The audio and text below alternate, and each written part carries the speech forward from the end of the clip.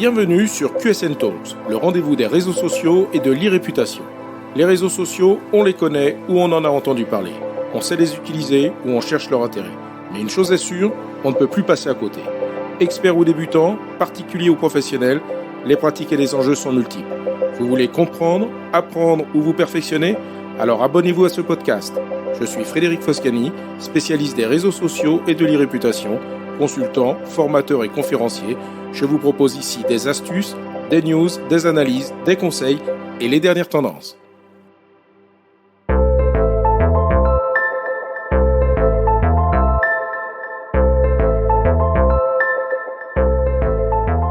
Bonjour.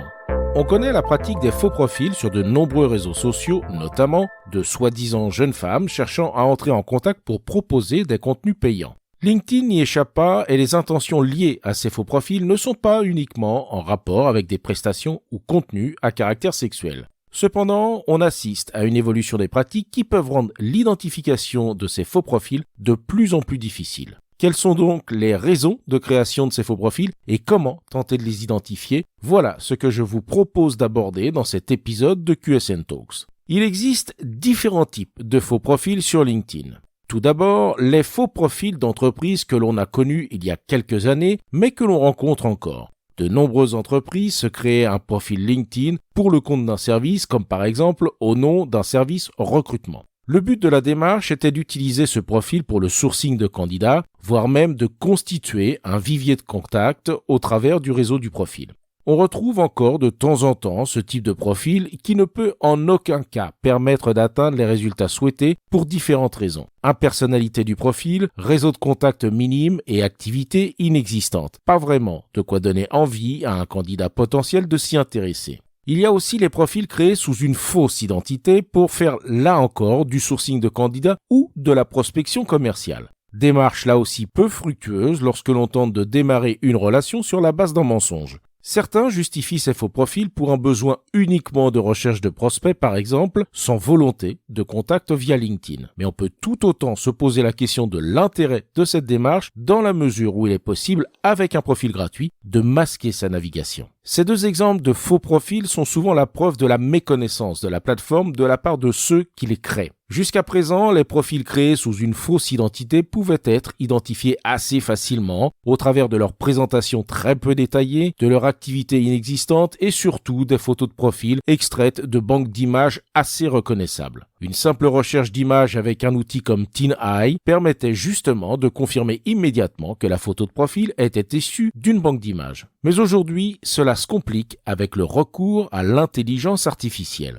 Une enquête récente menée par le Stanford Internet Observatory sur un échantillon de profils LinkedIn a permis de découvrir plus de 1000 de ces profils LinkedIn utilisant ce qui semble être des visages créés par une intelligence artificielle. Si ce type de profils sociaux utilisant des visages générés par ordinateur ont par le passé été utilisés pour de la désinformation politique, du harcèlement, voire même de l'espionnage économique, de nombreux faux profils LinkedIn semblent avoir un objectif beaucoup plus banal, développer les ventes d'une entreprise. Derrière un ou plusieurs faux profils peut effectivement se cacher un vrai vendeur. Le besoin de développement commercial à distance a explosé pendant la pandémie et cela explique aussi le recours à la hausse de faux profils. D'un point de vue commercial, la création de profils sociaux avec des visages générés par ordinateur a ses avantages puisque ce sera toujours moins cher que d'engager plusieurs personnes. En utilisant de faux profils, les entreprises peuvent ratisser très large en ligne sans avoir à renforcer leur propre personnel de vente ou à se heurter aux limites fixées par LinkedIn au profil gratuit en termes de nombre de recherches et de demandes de contacts autorisés.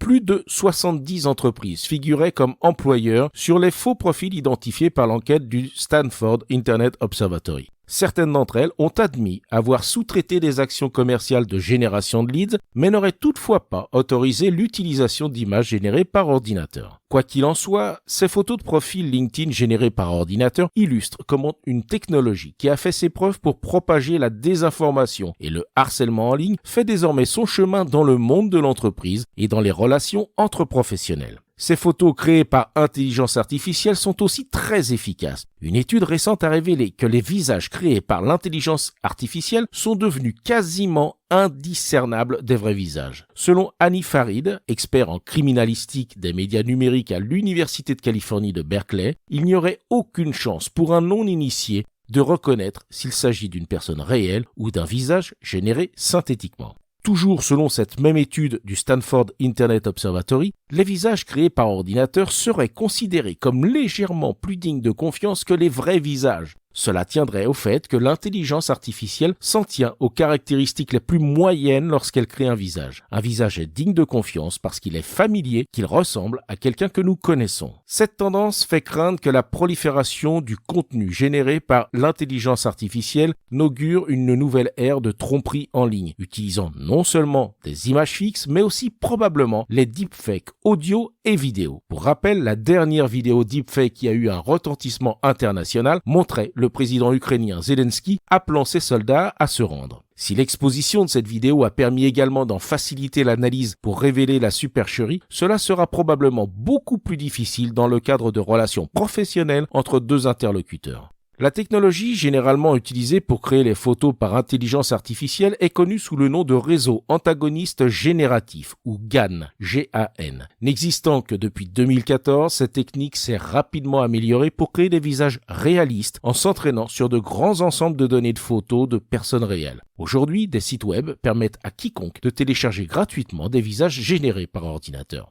Pour ceux qui sont prêts à mettre la main à la poche, un marché se développe actuellement. Des entreprises proposent en effet des services allant de l'avatar généré par intelligence artificielle au forfait comprenant des profils personnalisés dont les avatars sont générés par l'intelligence artificielle et un nombre illimité de messages automatisés par des bots. Les tarifs s'échelonnent entre 300 et 1300 $ par mois. Malgré tout, certains détails peuvent encore éveiller les soupçons quant au visage créé par intelligence artificielle, mais jusqu'à quand? Des défauts dans la chevelure ou les bijoux portés, le positionnement trop central des yeux sur l'écran, un arrière-plan flou, etc. Seuls tous ces indices peuvent être expliqués, mais ensemble, ils doivent éveiller les soupçons. Pendant ce temps-là, LinkedIn tente tant bien que mal de nettoyer sa plateforme, comme le rappellent ses conditions générales d'utilisation, où il est précisé que tout profil inauthentique, y compris ceux utilisant des photos qui ne représentent pas un utilisateur réel, va à l'encontre de ces règles. Mais la disponibilité et la qualité croissante des photos générées par l'intelligence artificielle créent de nouveaux défis. Un porte-parole de LinkedIn précise que l'entreprise travaille constamment à l'amélioration de ses modèles pour s'assurer d'identifier et supprimer les profils qui utilisent des images générées par ordinateur. On notera d'ailleurs que LinkedIn a supprimé plus de 15 millions de faux comptes au cours des 6 premiers mois de 2021, selon son plus récent rapport de transparence. Ce rapport précise que la grande majorité a été détectée lors de l'inscription et que la plupart des autres ont été trouvés par ces systèmes automatiques avant qu'un membre de LinkedIn ne les signale. Si les dérives liées aux faux profils se poursuivent, et dans la même optique que la lutte contre certains comportements favorisés par l'anonymat que permettent certaines plateformes, il est possible que les processus de certification de comptes qui sont actuellement réservés à certaines typologies de personnes pour les préserver de tentatives de détournement d'identité soient élargis en demandant une preuve de l'identité de la personne lors de la création de son profil. LinkedIn et Facebook appliquent déjà cela en cas de doute de la véracité de l'identité de la personne à l'occasion de la création d'un nouveau profil. Celui-ci sera alors débloqué uniquement après vérification d'une pièce d'identité. Peut-être arriverons-nous un jour à ce que cela s'applique systématiquement et pas uniquement en cas de doute. En attendant, il nous faut donc être de plus en plus vigilants dans nos interactions sur les réseaux sociaux, y compris sur LinkedIn, plateforme destinée aux échanges entre professionnels, humains de surcroît.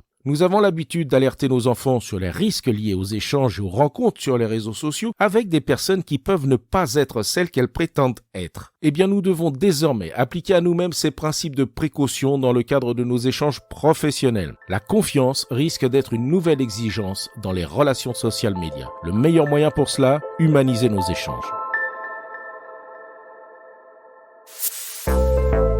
Cet épisode vous a intéressé? Alors abonnez-vous pour ne pas rater la suite. Et n'hésitez pas à donner 5 étoiles au podcast sur Apple Podcast et à le partager sur vos réseaux sociaux préférés. Ça fait toujours plaisir. Ce podcast est rendu possible par QSN Digital, l'agence que j'ai fondée pour conseiller, accompagner et former les professionnels, entreprises, dirigeants et personnalités à définir et gérer leur stratégie de présence sur les réseaux sociaux et leur e-réputation. Vous avez des problématiques de visibilité, d'image, de veille, de recrutement et de relations clients? Vous souhaitez développer votre marque employeur? Vous voudriez faire de vos collaborateurs des ambassadeurs? Contactez donc QSN Digital pour demander votre coach social media. Je me ferai un plaisir d'échanger avec vous. Pour me trouver, rien de plus simple, demandez à Google ou à vos réseaux sociaux. À bientôt.